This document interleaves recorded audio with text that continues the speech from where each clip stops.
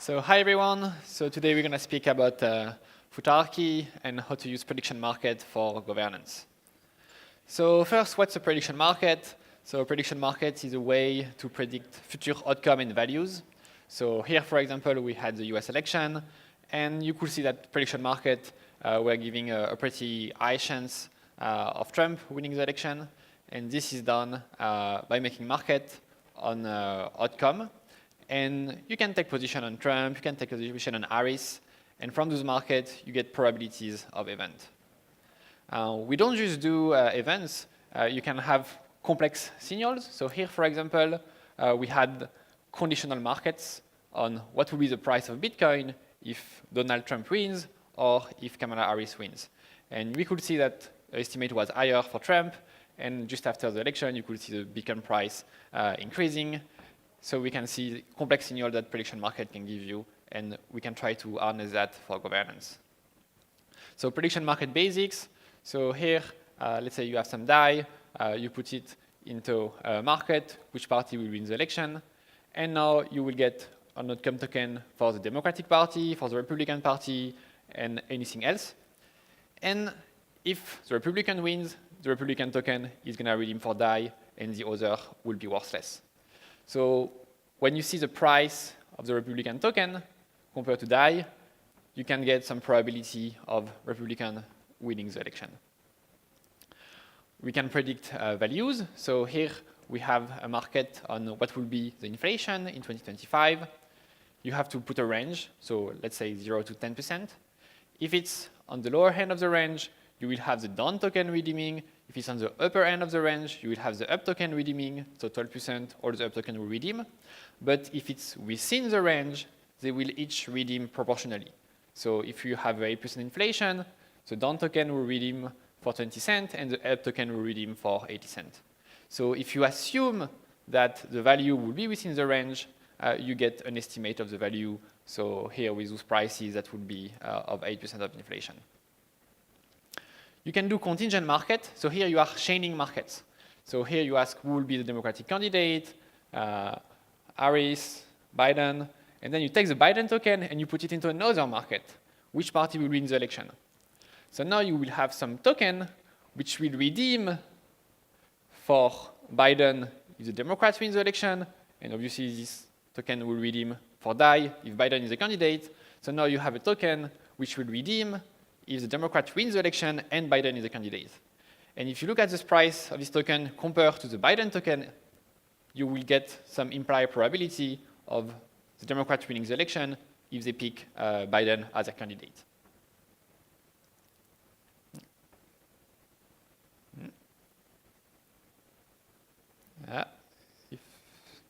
Maybe you can just pass the slide for me.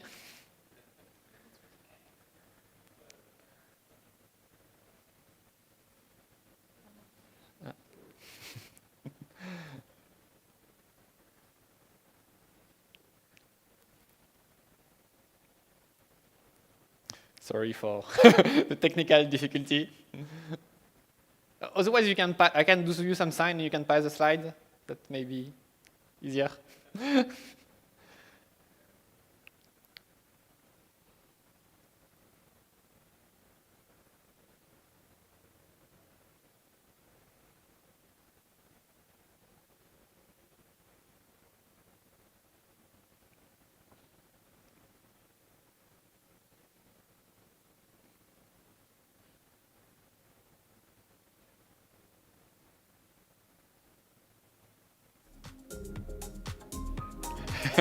Short break.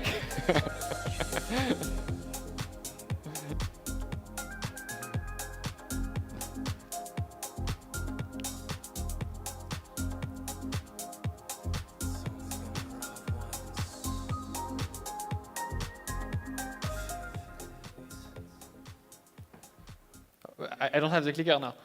You took the clicker. In the meantime, we can do we finished the prediction market basic part, so you can ask questions on prediction market just, and we're gonna go to Futarchy as soon as the technical stuff is back. Okay, so okay, perfect, it's working now. Okay, so now that you can get some contingent prediction, how can we use that for governance? So first, governance issues. So let's say we want to make decisions. The basic thing is you just have one person making decision, a dictator, a project founder, or a king. And here you have two kinds of issues compared to what will be the public good. So you have an issue of high bias, because this individual will make decision to try to favor himself. And you also have the issue of high variance, because it's only one person. They may have a hard time to evaluate what will be the effect of a particular decision. You can try to solve that by having some oligarchy. So here you have a small amount of people, an elite, and they will take decisions. So here they will be way better at aiming for what they want, but again, they may not want what is the public good. You can have democracy. So here you will solve the bias issue.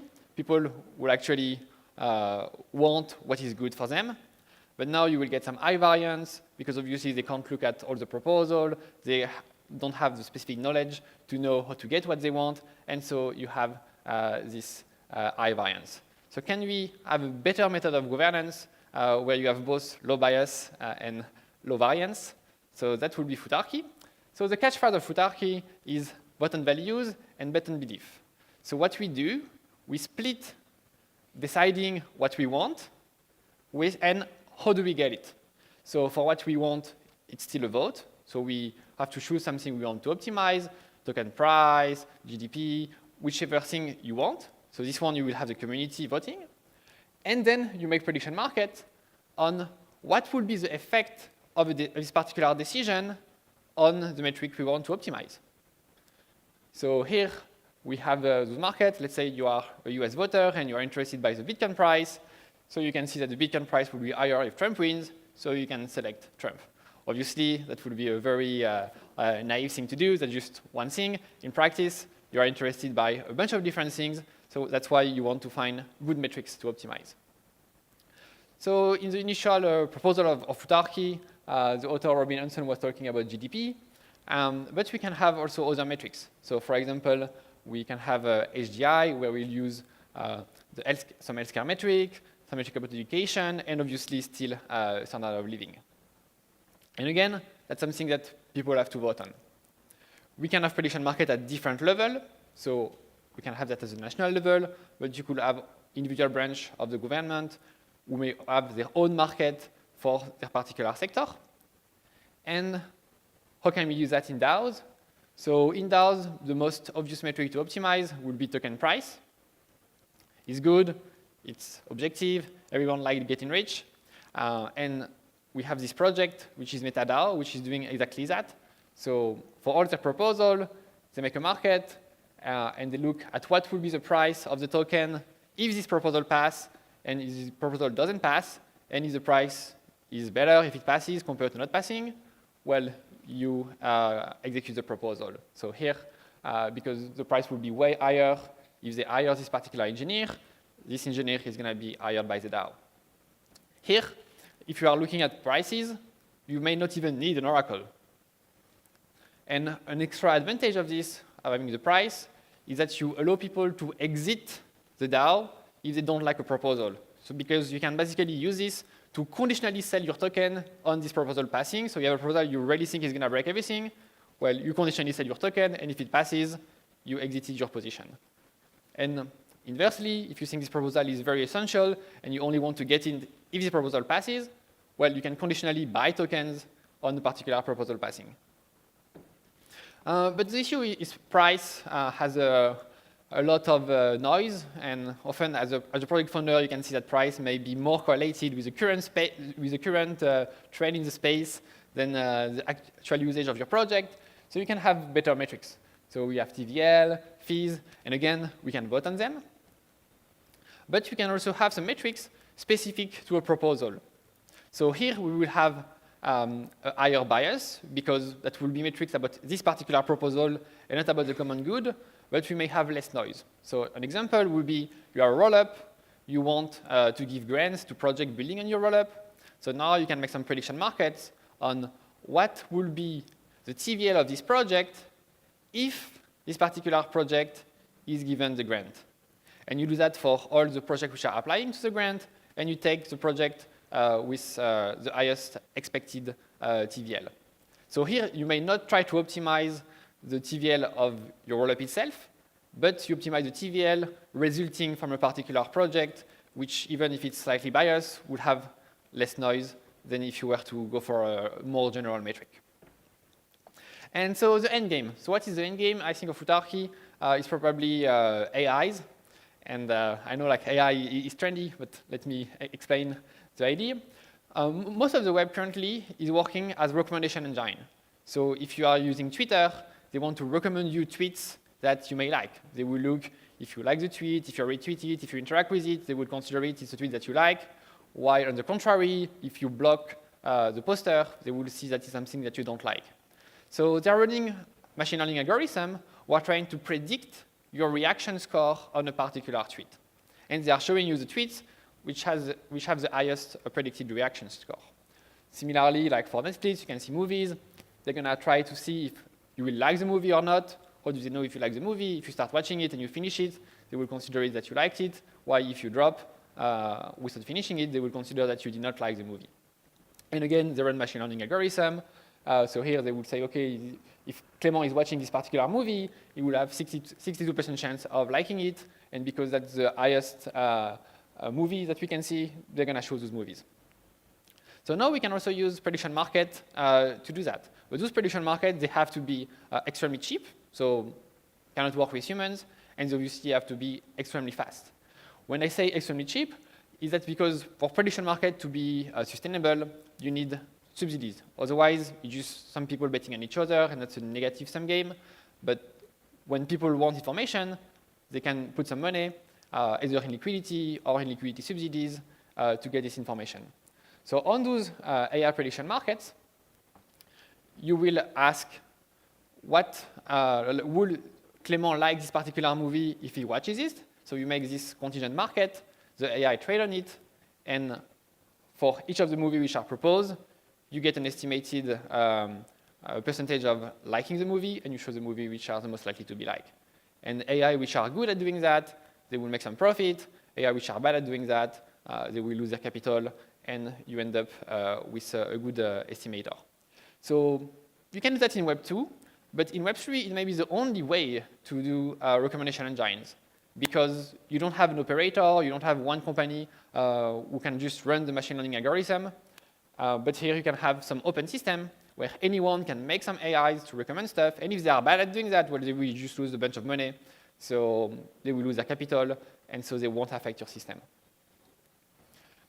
So I think that may actually be why we're going to have AGIs, because we can have some de facto AI instead of being made by one company, which is a prediction market, which is traded by a bunch of individual AIs, and this should result to better prediction potential or creation potential if you want to do LLM or whatever thing you want to use your AI for. And specifically, the teams, they don't even need to put their code open source. You can have a bunch of teams which are creating AIs. Some AI may be very specific on a very particular topic, and they may trade on almost no market, but only if you have a market on this particular topic. And I think that's how we can end up creating general intelligence, not by having one company creating general intelligence, but by having a market to use ensemble learning on all those AI to create these AGIs. So thanks a lot for coming to this talk. And if you have some projects, some DAO, and you want to try Futarchy, you may not want to use Futarchy as enforcement initially. You may just use it as a decision tool. You will show that to people who are voting, and if they like it, they can vote the way of Futarchy. And maybe at some point, maybe you have the majority of your voters following the Futarchy market, and so you end up in a de facto Futarchy. So if you're interested by that, don't hesitate to talk to me after this, and let's go to the questions.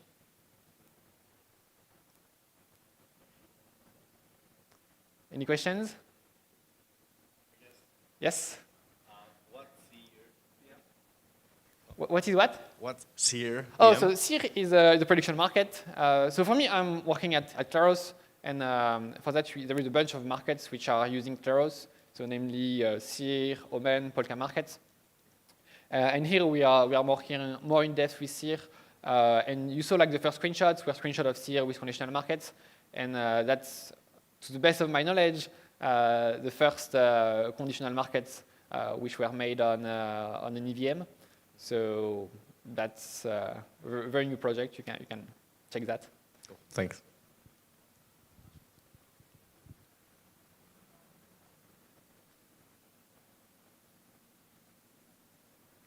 Yeah, Edmund? Maybe slightly obscure question, but if nobody else has got a question. On the conditional markets, where we wanted to do this market on, so the Democrats are trying to decide should they replace Joe Biden with Kamala Harris. I guess there's some kind of selection bias, right? That if something really bad happened to the Democrats, that would increase the chance that Joe Biden would not be the candidate, and also increase the chance that if Kamala Harris stood, she would lose. Is there anything you can do about that kind of effect, that these are not actually independent? Yes. So if your decision is not just a decision based on the market, you may have something like A is affecting B, but A is affecting C also, and C is also affecting B. So you can get all those kind of things. And you may have some method to try to get rid of that. But no, we are starting to go on pretty complex things. If you're interested by that, you can probably look on the Butter forum, and you have a bunch of posts of, I think it's this bit, some guy with a cat picture, talking about all of this and how to try to reduce this effect. Some way to do that is basically to sometime not take the best market outcome, and that's a way to kind of like avoid this kind of effect, but you do that at the price of sometime having to take the non-optimal outcome. So that's a trade-off that you have to make. Great, thanks.